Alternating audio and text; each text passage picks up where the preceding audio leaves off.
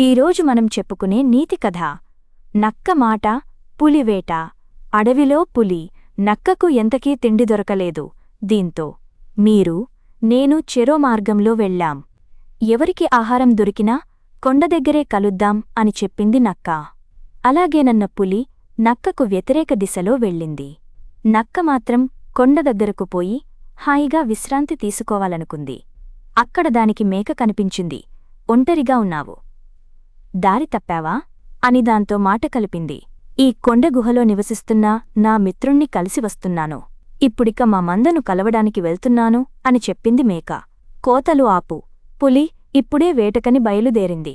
నిజం చెబితే నిన్ను రక్షిస్తాను అని నక్క మేకను భయపెట్టింది. నేను అబద్ధం చెప్పడం లేదు, కావాలంటే ఓసారి నా మిత్రుణ్ణి పిలుస్తాను, పలుకుతుందో లేదో చూడు అంటూ మేవని గట్టిగా అరిచింది మేక. అటునుంచి కూడా మే అంటూ సమాధానం వచ్చింది. నువ్వు నిజం చెప్పావు కాబట్టి ఇచ్చిన మాట ప్రకారం నిన్ను విడిచిపెడుతున్నాను.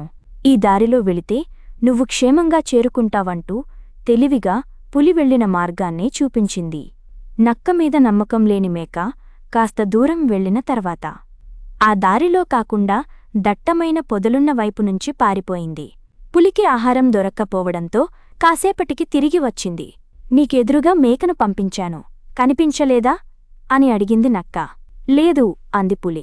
అది పోయినా మరోటి ఈ గుహలో ఉంది అని చెప్పింది. దాన్ని బయటకు రప్పించేందుకు పులి గాండ్రించింది. కొద్దిసేపటికి తిరిగి వాటికి గాండ్రింపు వినిపించింది. మరో పులి గుహలో ఉందా అని ఆశ్చర్యపోతూ అడిగింది నక్క. అది మరో పులి అరుపు కాదు, ప్రతిధ్వని అని చెప్పింది పులి. అయితే మేక నన్ను మోసం చేసిందంటూ నక్క జరిగిన సంఘటన అంతా చెప్పింది.